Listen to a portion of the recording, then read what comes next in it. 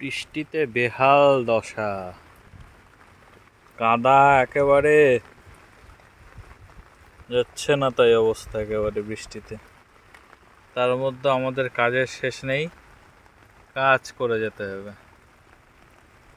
এই যে মাছ সব খাচ্ছে এখানে, পাখি বসছে, পাখি দাঁড়াতে হচ্ছে বৃষ্টি, এত বৃষ্টির মধ্যে।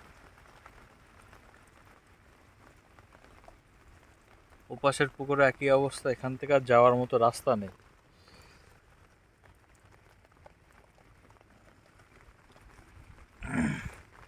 ওদিকে বাবা কাজ করছে ওই আমাদের ওই জমিতে, আর বৃষ্টি, সারাদিন বৃষ্টি।